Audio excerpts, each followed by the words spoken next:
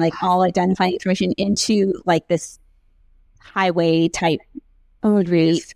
And I'm like, how the fuck am I supposed to get home? Because it was the Peruvian bus system.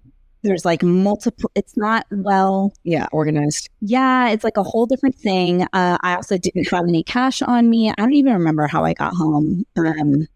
I think I might have found like a couple, they're monetary, it's soles, as a couple soles, and hopped on a bus and got home. And then the next day, I was like, so do you want to like talk about what happened? Let's discuss. Yeah. Let's break this down. And he goes, I don't know what you said to me to piss me off like that, but it must have been something. Okay. And these are the types of like boundary testing that people do. Like, how much is she going to put up with? How much is she going to tolerate? I remember the first time he struck me, we were in public and we were walking back to a hostel. And I don't remember it being a full-blown argument, but we were bickering over something. And he hit me on the side of the head and my sunglasses flew off into the street. And then he kept walking. And everybody else walking, this was in the city of Cusco, like cobblestone streets. It's like really beautiful and picturesque. I remember like all the people walking in the streets stopped and were staring at me. And I just remember like I was stunned. My sunglasses were in the street. Yeah. And I was like, what just happened? And so he continued walking and I just turned the opposite direction and went and sat on a bench for like 3 hours. And I'm like, what am I going to do? Is this a fluke? Like, and that's another thing. There's so much second guessing. Yeah.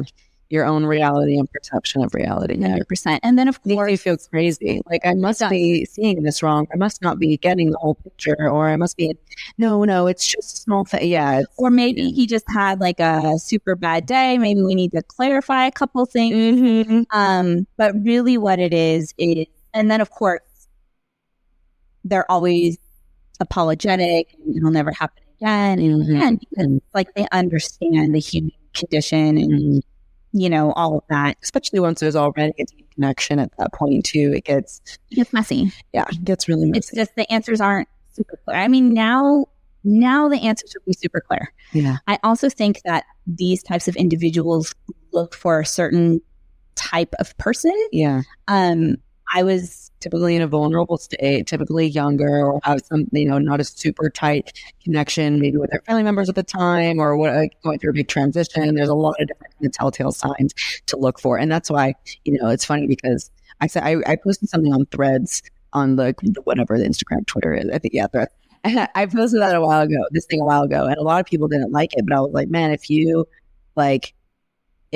something along the lines of, if you have a guy friend who only ever dates women like 10, 15 years younger, you should ask questions about that, or just like wonder. And it wasn't even that aggressive, but it was just kind of like, that should be like something you're curious about. I'm not saying it doesn't ever happen once in a while. I actually have a good friend who they're in an age gap, they're very happy. But when there's a chronic, there's a chronic cut thing someone's going for, it's not unintentional. Like they're conscious. And I think especially like I'm so young, I'm about to turn 27 this year.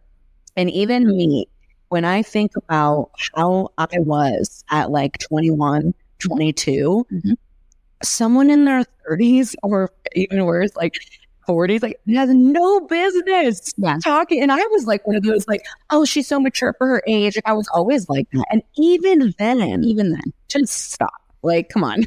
Yeah, I think that vulnerability, like when you're young, you're much more vulnerable. You're super naive. It's like I'm 37. I have very little in common with like a 21-year-old. It doesn't mean that I can't have a friendship with them or a working relationship with them, but like a romantic connection is strange. And I know a lot of men who are in their 40s and they feel the same way about young women. They're like, what are we going to talk about? What are we going to, like, I want somebody who's in my stage of life that I can relate to. So again, I feel like that vulnerability is something that attracts these types of personalities that they seek out. It's something that they're even attracted to, because then you can assert this dominating role in a person's life. And so, so the narcissistic personality, I feel like, comes out little by little with the boundary testing. And so that those events that happened first, it's like, okay, we're not to the point where like it doesn't start where, I mean, sometimes I guess the guy might just beat you up out of nowhere, but usually it's like it creeps up slowly. You don't, it's like the frog who gets boiled in the water, you know, and you don't realize the situation you're in. You keep second guessing yourself. He keeps apologizing. Okay, so maybe it won't happen again. And he's going to probably turn out any minute now. Right. Yeah. Like, oh, it didn't mean to get that hot. Right. You know? But actually, he's testing your boundaries. And eventually it got to the point where I was totally afraid for my life. And on top of that, like the region I was living in was really hostile to outsiders. There's a very large native population in that part of Peru. And it makes sense that they're hostile to outsiders because of how the Incan Empire was conquered and just everything that happened with the Spanish when they came in. But what that meant for me just practically was nobody was going to help me. Very isolated. No one was going to believe me. No one was even going to care. Like, and it was scary because I was like, oh my, and we're in high jungle, right? And so I was like, oh my gosh, he could literally kill me. Yeah. Drag my body off where no one would ever find it. And nobody would give a fuck. And nobody would be interested in helping the authorities. Like it would, like I'm going to die. Yeah. And so I had to plan an escape out of Peru. Wow. And that took months. He might have been bipolar. And then there was drug use, a lot of weird stuff happening. And I knew like, okay, I need to catch him on a good cycle, like on a good wave or whatever during a good week to get out of here. Because if I try to get out of here on my own, so if I catch a bus and I go to the airport and I don't leave, pretty much walk through the airport and onto a plane, he's going to catch up with me. Yeah. And he's going to know that I'm gone. He's going to go there. He's going to find me. So it was really scary. Terrifying. Yeah. And so eventually I was able to leave under the pretense that I was going to come back again, when he was in one of his upswing good situations. And then of course, like 2 days after I landed in LAX, I was like, fuck you. Yeah. Yeah. Yeah, he'll never see me again. He'll never see me again. Yeah. So you get, okay, wow. Okay. Yeah. So first of all, thanks for sharing that with not just me, but everybody listening. It's really scary stuff. And obviously you've had some time distance healing between it now, but it's still stuff that, you know, like the body remembers. Like, have you read The Body Keeps the Score? No, but I'm aware. Stuff. Yeah. So anyway, for anyone out there who has like trauma in their history, or maybe just is curious, or maybe in a relationship with someone who has experienced something traumatic, which I mean, that category covers like pretty much everybody. Either you have, or you know somebody who might be curious about it. If that's the case, that book, The Body Keeps the Score, is incredible. I will say it's very heavy, so like adjust it slowly, read it slowly. It can be very intense to read, but it is really, really helpful in understanding the way that the body holds on to, processes, releases traumatic experience, whether it's, you know, physical violence, emotional abuse or control, financial abuse, or even stuff that happened in childhood they maybe not think about that much. But if you like think back hard, you're like, oh wow, even simple things like getting, I say simple, but like getting bullied in school, it doesn't have to be like so extreme. But anyway, just plug for that book. But so yes, thanks for sharing with us. I know that even with a lot of healing time, stuff still does live in the body, so it can be really heavy. And so when you come back to LA, did you immediately know that you wanted to move into the self-defense space, or how did you find jiu-jitsu? Yeah, so I did want to move into the self-defense space because I felt a lot of conflicting feelings at once. So on the one hand, I was angry at myself because I was like, holy shit, you just almost died. Like this whole human, how did I let this happen? How did I let this happen? This whole human experiment almost ended. Yeah, right. And you made so many choices leading up to that point. So I was angry at myself, blaming myself. And I was like, I'm two things. Number one, I need to choose my tribe and my romantic partner better, right? Like I cannot keep going the way I'm going. So I really need to look into how I got into this situation. And that, by the way, was a whole rabbit hole because there's a lot of narcissism in my family. And so I was always like the codependent pleaser to the narcissist. And so when I would find narcissistic personalities, I just automatically felt at home. So then that involved me reevaluating my whole relationship to my family, which is so sometimes the answers to these questions go directions we don't want them to go, because I don't have the relationship to my family anymore now that I used to because of that, that overarching like pattern. And then on the other hand, I was like, I also want to know. So I would say I want to know how to defend myself. The more I've trained jiu-jitsu, the more I realize how hard it actually is to defend yourself. Things can actually go wrong in a fight, how unpredictable they are. Really coming to terms with strength differences between men and women. And I know that you're like an above average, strong woman. And even still, right? Like, and even still, that's the point, right? Like I am an above average, strong. I'm also above average size woman. I'm 5'9", around 185 pounds.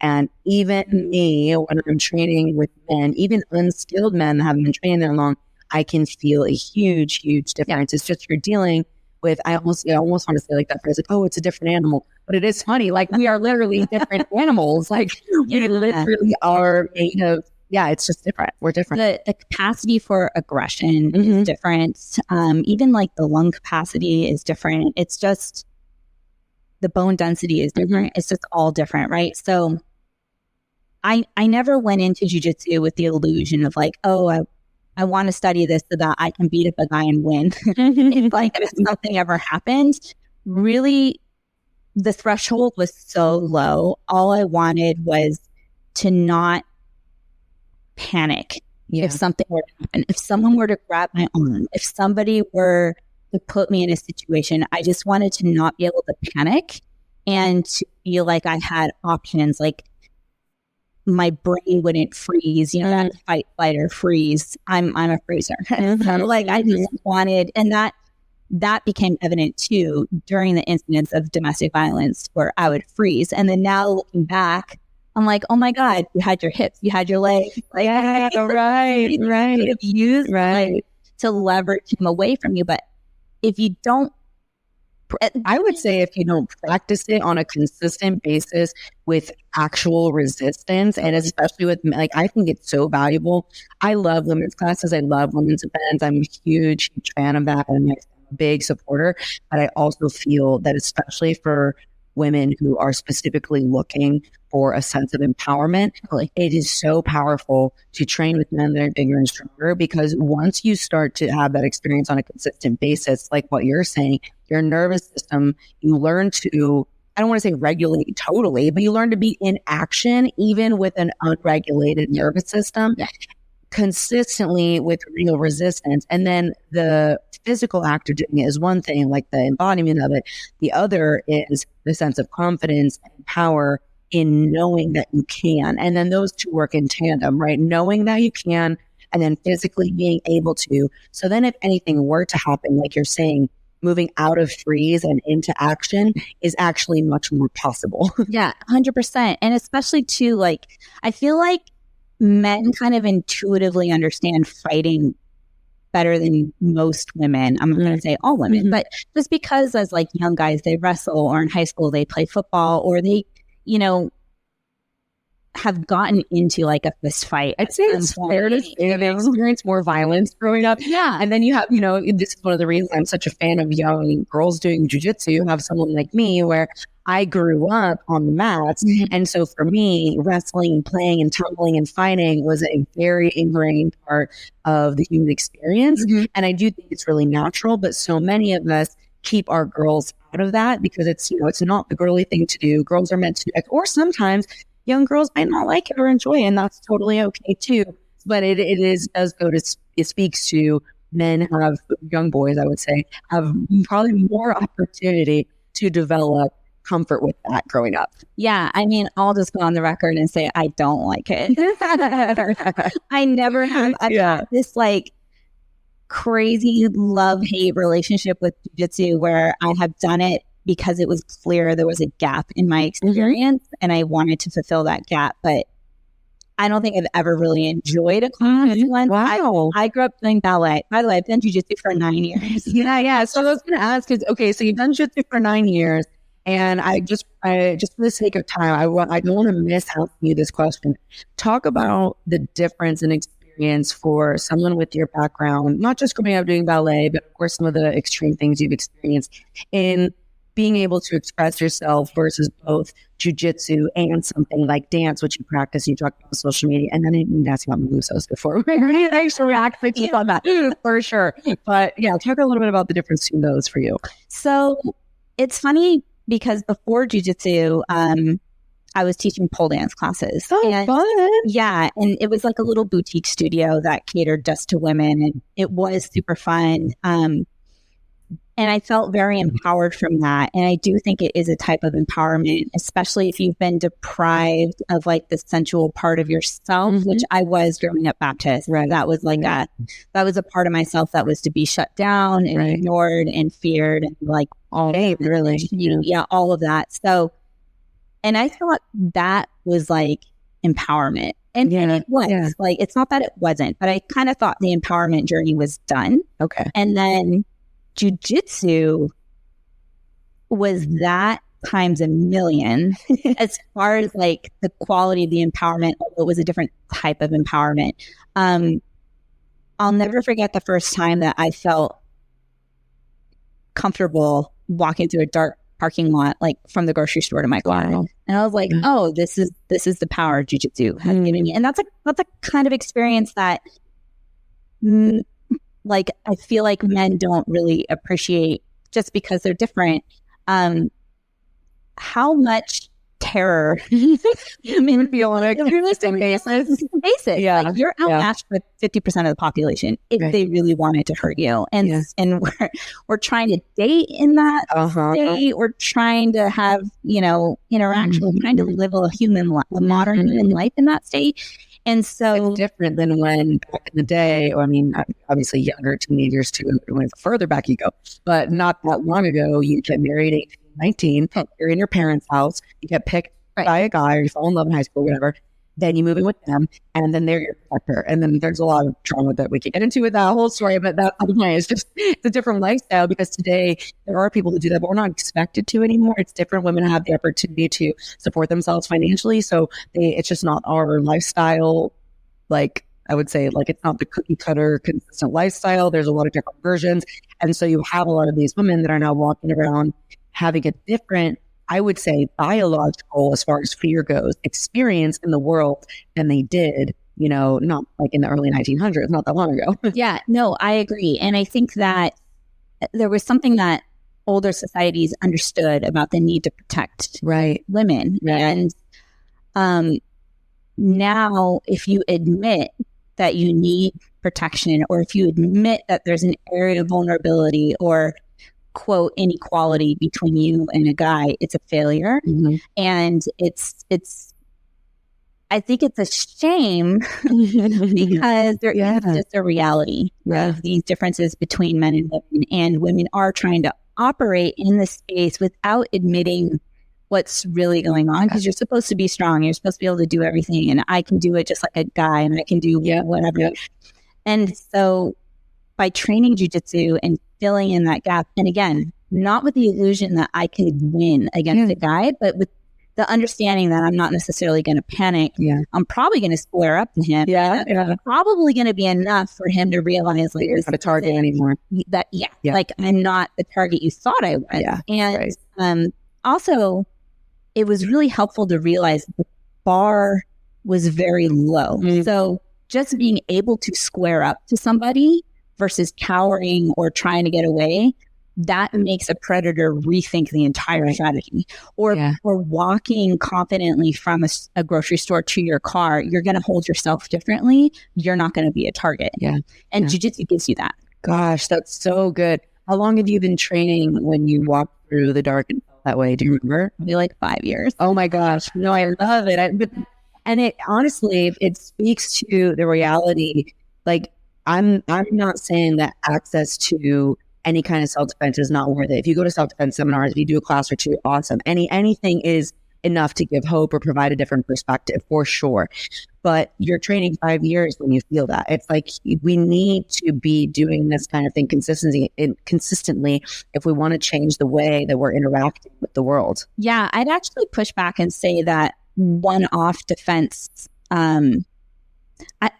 like a false confidence, is that what it can't give you? Yeah, I understand why people want to do it because the concept is something is better than nothing. Mm-hmm. But then you get women who still don't understand how vulnerable they are, or they still think that they're going to be able to react in a dark way with the predator the way they are in this self-defense class when no one's actually trying to hurt you.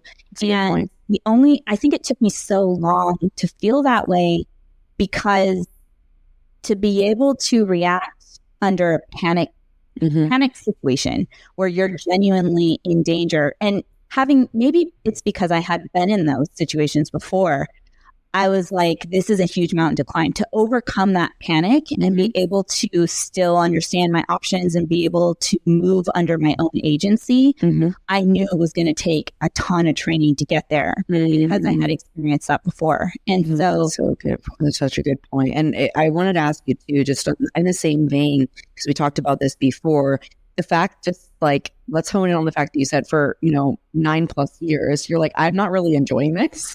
So just to kind of like say that that's not going to be everybody's story, but even if it, and you've had some changes and being able to have the outlet of dance and different things have helped, like, okay, maybe that's actually a more loving choice for me at now. I feel a certain level of ability to not go into freeze mode. I can square up, not be a target. So now I feel safe to express myself in some other way. And I don't need to keep doing something that might feel a little bit too intense right now at this time. So how has that journey been, even though you stuck around for so long? Yeah. So I'm really good at gritting my teeth and grinding. And there's like so many people that you can look up to that. David Goggins, I'm going to say. And it's so funny because sometimes I'm in this space where I really love that I get to hear a little thing. I'm like, yeah. And then other times I'm like, leave me alone. I don't want to hear it. Sometimes you need a kick in the ass. Yeah. Sometimes it's like, but there was a moment I would bitch after every jiu-jitsu class for like 2 years. And then there was a moment where I realized I either need to shut up and quit, or I need to shut up and train. Like, I can't. My complaining is not landing with other people the way I envision it. Like, I just need to make a decision. Like, am I going to train or not? And so at that point, it was like, okay, just put your head down. Everybody's hating this to a certain, like, everybody's getting discomfort. There's discomfort for all of us. Everyone's getting submitted. Everyone is here to like, can't breathe. Everyone's, sweating buckets of sweat. And like, this is jiu-jitsu, right? It's messy. The nature of it. Painful. And I got kind of stuck in that mode. And there is something very empowering about that. And yes, like I said, you need that kick in the ass. But eventually it started to create these really intense adrenaline responses. So when I would train at night in like an evening class, I wouldn't be able to sleep for that night. And then gradually that would extend into like 2 nights. And I was having this huge cortisol surge. And eventually I got to a point, first of all, the type of jiu-jitsu I was practicing was like, I got into like the leg game, which is so great for smaller players because your legs are so powerful. So it's like, it can be a great leveler. And so once I discovered the leg game, my jiu-jitsu got a lot better, but then I was like, am I really going to use this on, like, am I going to heel hook the guy in the parking lot? It's like, maybe. Kind of. Yeah. So I was kind of like, okay, the jiu-jitsu I'm actually practicing isn't as relevant to like my original self-defense reason.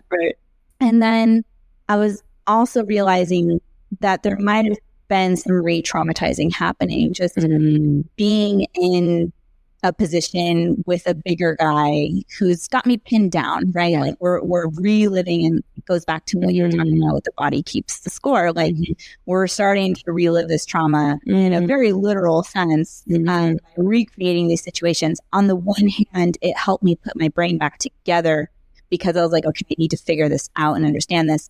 But then at some point, it just became re-traumatizing. I see. And so it's been about 1.5 years now that I hung my belt up. I'm not saying I'll be there forever. Yeah, right. I was like, okay, 9 years is not a short amount of time. I'm kind of getting diminishing returns on my body physically, so I'm just gonna like take a break from jiu-jitsu. So that has been like my full journey with jiu-jitsu. And honestly, I think it's a part of a lot of people's journey that they just don't talk about because it feels like we're in this environment where it's like no days off, never stop. But I really feel that we go through cycles and waves of things, whether it's, you know, for example, with me, I go through waves of things with competing where I'm in a big competition season and then other areas of my life pick up and competition. And I was kind of forced to start practicing that due to injuries. So it was like an outside thing that pushed me into that. But there are a lot of people who are in a similar boat as you, where maybe it's not the same reason as far as the re-traumatization, but even if it's something similar, there doesn't need to be shame around taking a season. Like think about regular athletes. They take seasons on and off all the time. What we do is very intense. So I know that we don't have time to go too much into all of the dance, but I just wanted to say that because you've talked about it so much publicly and online, it's really beautiful. And it's something that I practice too in different ways. It's really beautiful to be able to say, okay, I can have a relationship with my emotions and my physical body through so many outlets. So maybe it is sensual dance, maybe it's slowing down, maybe it's meditation. There's so many, you know, martial arts are, and then there's different martial arts, and there's, you know, the difference between like someone who practices Tai Chi versus Jiu-Jitsu, even though they relate and level on different topics, is a very different experience. So anyway, there's so many ways. I think when we continue to have curiosity in exploring what feels the best for us and what allows us to show up as the, you know, healthiest, most vibrant version of ourselves, the most embodied version of ourselves, that's going to be a really good tool to have to maintain that curiosity. Because I think we get stuck in something that works and then say, okay, well, this is it forever.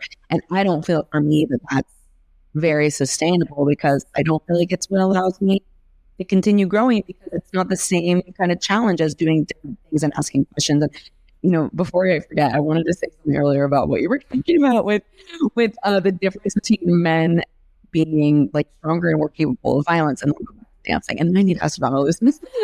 My brain won't forget. Don't worry, I'm going to look at that. Because when you were talking about like, we have Chris, my boyfriend, he had this book that he's been talking about forever called The Gift of Fear. Have you heard of it? I want to say I've heard, but not speaker. Okay.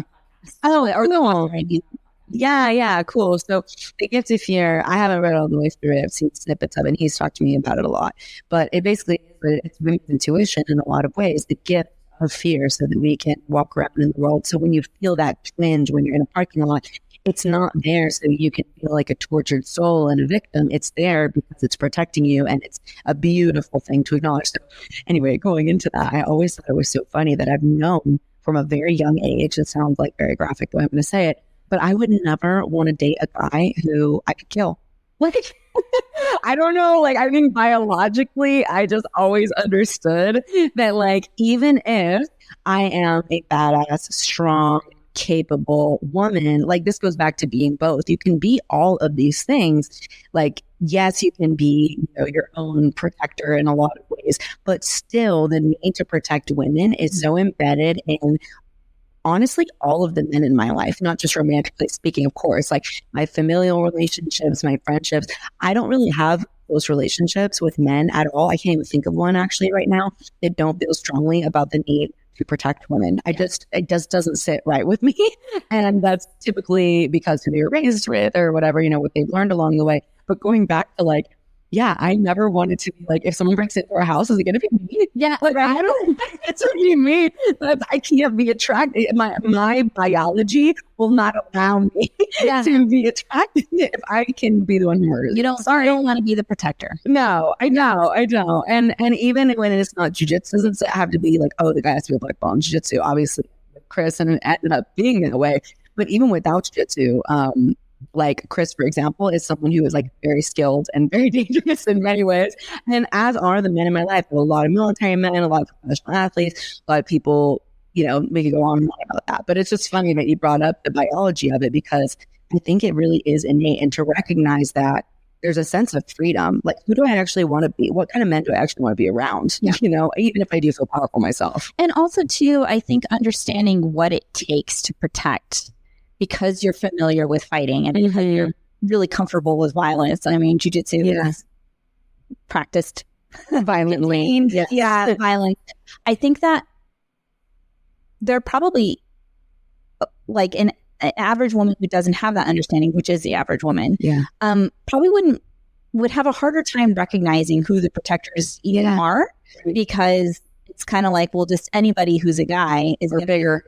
But having an understanding of what it actually takes to be able to protect somebody probably helps you home in on who those protectors actually are, and maybe not take all the others seriously. Yeah, like, that's so true. You're a clown, dude. That's so it's so true. Because there are even guys that are in the jiu-jitsu community that are badass athletes. They're really good at jiu-jitsu, but they are not protectors. Yeah. And at the end of the day, like, I don't even mean the ones that are, we know that there's unfortunately, a lot of domestic abuse and sexual abuse in the jiu-jitsu community, but I'm not even talking about that category. I'm just saying guys that are they're just not there. Yeah. Like, mentally, that's not their space that they live in. And so at the end of the day, it's like, someone comes in the house, it still might be me. Right. Even though you're bigger or stronger or whatever. An amazing athlete and still be like a coward at heart. Yeah, 100%.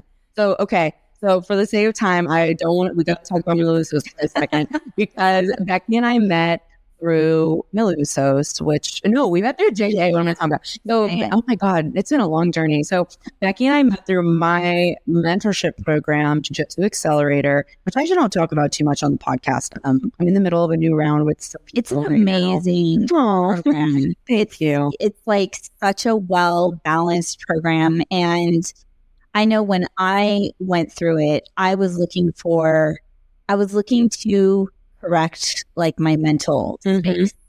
And looking back now, I can recognize why I was in a shit mental space, which you just had a lot to do with what we just touched on, of like the re-traumatization and all that. But I hadn't come to terms with that. So I was like, okay, maybe I just need to fix my mental state. And there was so much gold to be mined there. And it was really helpful in like so many different ways. And then of course, that's just one part of it. It's multifaceted program that I would recommend it to anybody. Like, if somebody was asking, like, I was thinking about it, what do you think? I'd be like, oh my gosh, take the dive. It's super worth it. Yeah, it's an amazing program. Thank you. But yeah, that's how we met. Yeah, thank you. So yeah, you were kind of Jiu-Jitsu Accelerator. Used to be 90 days back then, and we would go through mindset, Jiu-Jitsu, strength and conditioning, nutrition, all 4 pillars. And now it's expanded into 6 months, which you can imagine why, because we cover so much in a short period of time. But anyway, and then after that, or during that, you were developing the Usos, right? It was like right at the beginning. And so then later on reached out right in the beginning at the baby stages to say like, hey, do you want to try this product? I was like, oh my gosh, yeah, send it over. So Usos, I'll let you do the explanation of it. But for me, as somebody who's not in the weeds of all the creation, like the quick version that I feel is it's literally, there's a soap or a cleanser, I guess is probably a better way to say it. There's a balm, which is a moisturizer and can be used for a bunch of different things. And then there's a mitt. So there's these 3 items. And with those 3 items, I mean, a lot of people don't even use the exfoliating mitt. I definitely would recommend it, but it's not like a necessity. All of it is like going to smooth and polish your skin. It's great skincare. It's all antifungal. It's like the stuff you want to use after jiu-jitsu, but then it's also your morning routine. So it's like all in one, and it makes traveling really good. I mean, it's just it's a minimalist, I guess. Yeah. Yeah. So there's a lot of things about the skincare industry that excite me. And then there's a lot of things about it that frustrate me. And so so I'll start with the things that frustrate me. I think there's like all these multi-step routines. Who has the time? Who has the money? Like, who has the attention span to plan out? Like, oh, I need, a vitamin C serum. I need an alpha hydroxy acid exfoliating serum. I need a bakuchiol serum. Do I need retinol? Like, or just all these different.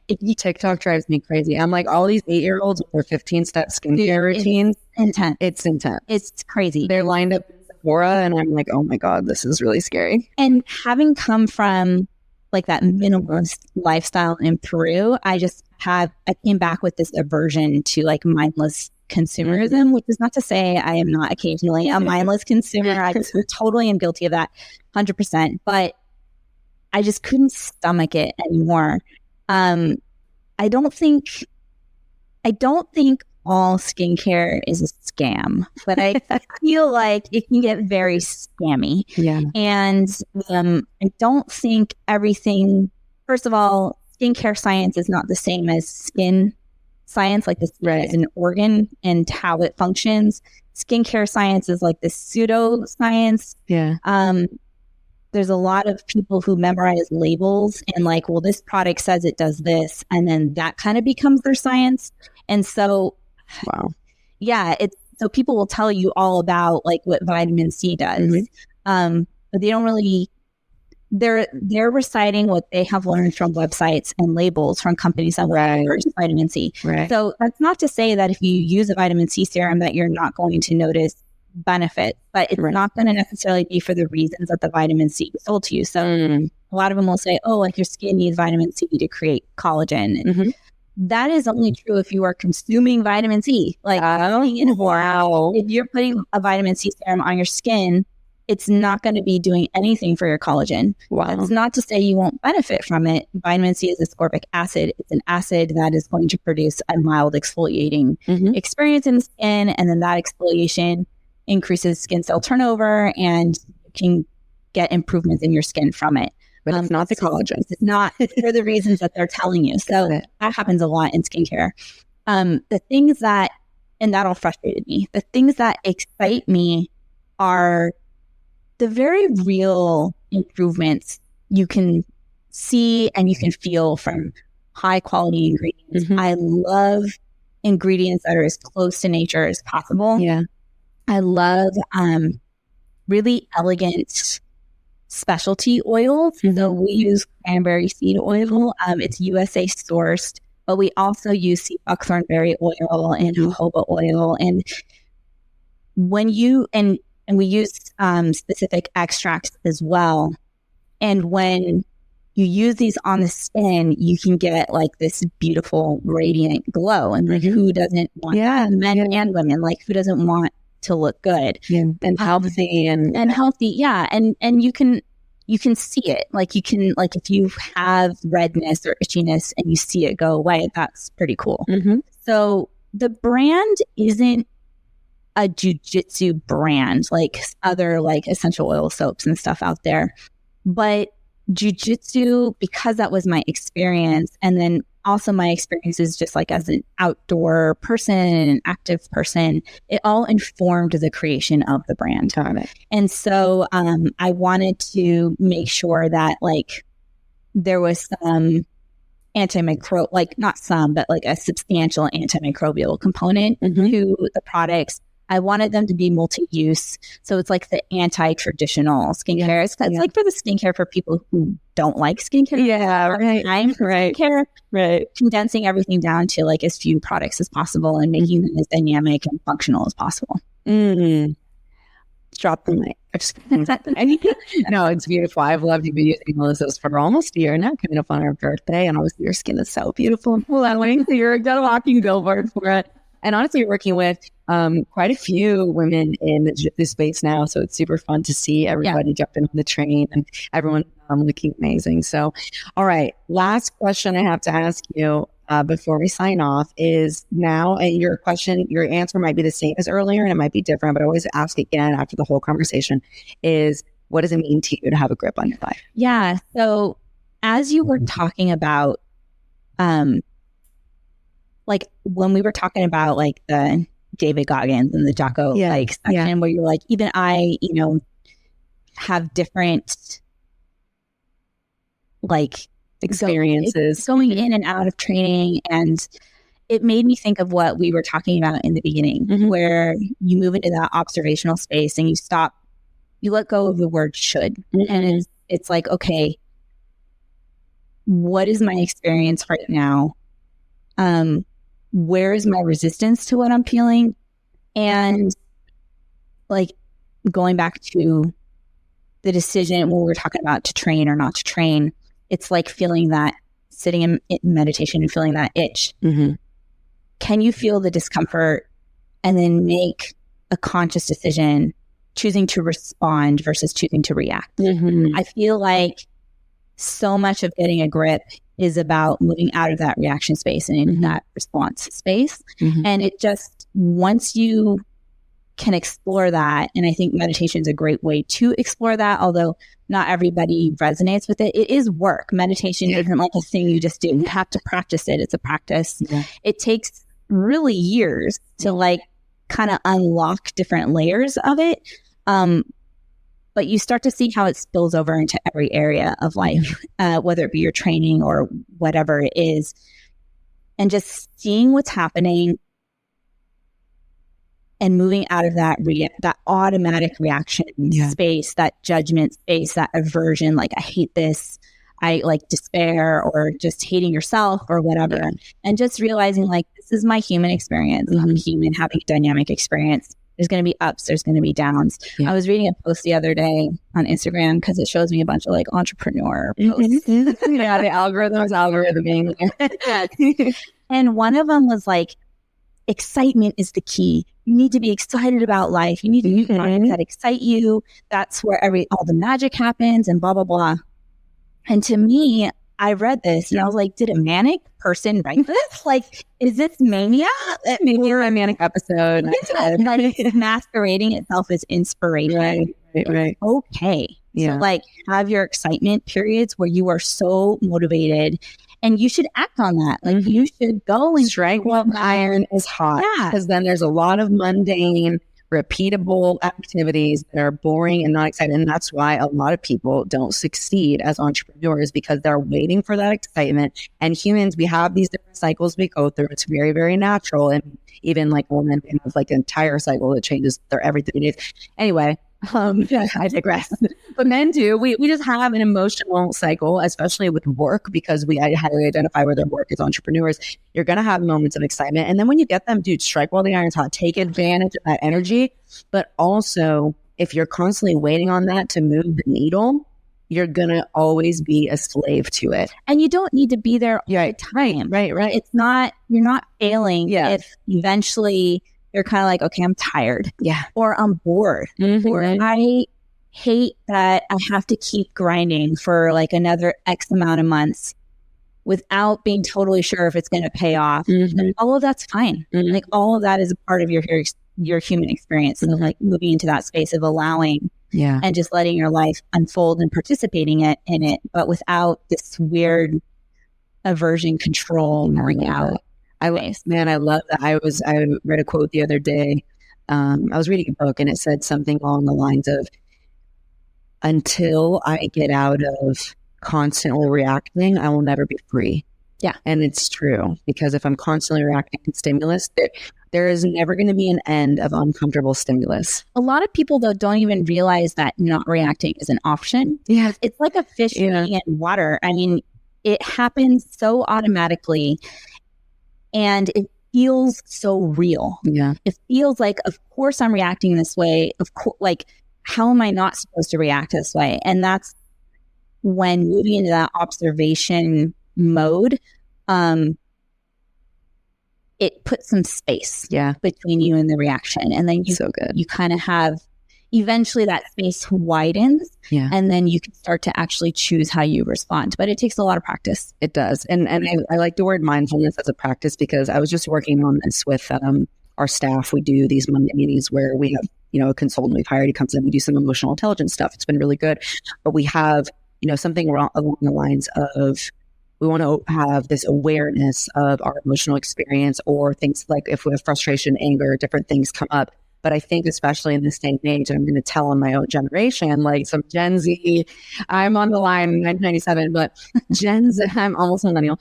Gen Z, like I know, look, every generation can use this, so don't take this too personally, but there is this thing about like self-care and boundaries, and it's very intense, like me. It's all focused about me. And if you make me angry or whatever, you're the problem. I need to put space between me and you. And don't it's very self-absorbed, rather than mindfulness as a practice. My mom literally is the one who, we were talking about this the other day. Mindfulness as a practice, we talked about it with our employees. Try again. Mindfulness. This is my brain. Mindfulness. Okay. Mindfulness as a practice is just observation, like you said. And sometimes you observe and then you need to take a break. Sometimes you observe and you consciously decide to power through. But it's the conscious decision that is mindfulness. It's not being a reactive slave to your environment or being totally disassociated from your environment. Right. It's in the middle and then deciding where we're going to go between each thing. So there is a lot of stuff to do that is hard. Just because it's hard or you're dealing with uncomfortable emotions doesn't mean that we separate totally from it. Yeah. So I think sometimes we get lost, especially in this pop culture psychology. There's a lot of TikTok psychology out there these days. There's a lot of it must be all about me all the time. I'm like, well, we live in a village-like society. We are going to have to, we're going to have to encounter things that are difficult and then still make decisions. But it goes back to what you said earlier about the conscious decision. Yeah. And also sometimes you're going to need to compromise. Yeah. So I was watching Emily in Paris, one of my guilty pleasures. Yeah.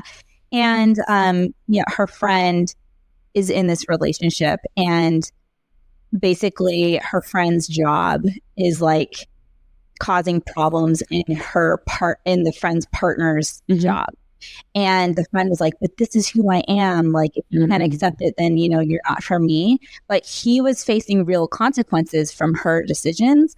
And they ended up breaking up, and, we'll see what happens this season. But in my mind, I was like, this is the wrong lesson. Yeah. This is the wrong lesson. If your romantic partner, your neighbor, your jiu-jitsu partner, your friend, your coworker is coming to you with a problem, it's not just, well, this is who I am, take it or leave it. Right. Fuck off. If it doesn't work for you. And then that's your boundaries, and that is your self-care, and that's your, you have to decide what compromise might need to be made. That's being in a relationship with somebody. Yeah. That is what that means to be in a relationship. To have relational, to be relational with another person. In the show, they broke up because that conversation couldn't happen.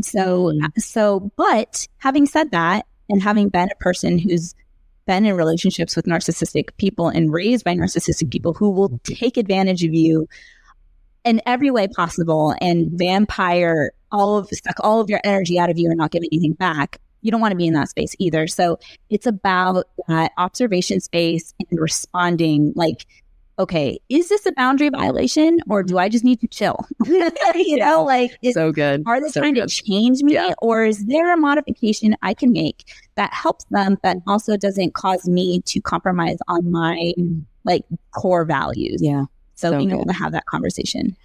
So good. Okay, Becky, I could talk to you all day about this for real. I know we've gone over, but I think it's been so beautiful, and there's so much value that has been shared. So directed towards you guys who are listening, if you guys want to check out Usos, I'm going to put everything in the caption and the description. You guys can find Becky's products there, and I use them too. They're wonderful. But as far as Instagram, I'll also put your personal and your business. I'll say it's all the same. But anyway, you have two separate ones. Your business, but it's funny because your personal has the name in it. That's why I always get confused. Yeah. So I'll put both of them in the description. Anywhere else I can find you where they should look?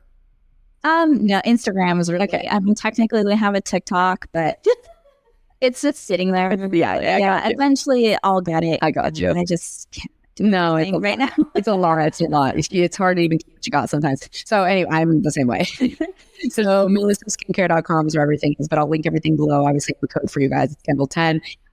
In the meantime, if you guys want to share the episode that brought any value to you, especially if there's somebody that you can think of that has experienced anything like we're talking about, or would be curious about these things, helps the podcast a lot, whether it's on YouTube, Spotify, or Apple. Share the link, send it to people, or post it on your story. Every single time, that stuff really, really boosts it. Subscribe on the YouTube, on the review. You guys know the deal, okay? I don't know how many times. I never, no matter how many times I say it, nail down the exact, all the things, because it's on Spotify and Apple, it's different, the reviews of the stars or whatever. Right. Anyway, do the things. I really appreciate it. And it really supports the podcast. And thank you guys for listening. Thanks for being here. And I'll catch you guys in the next episode. Bye.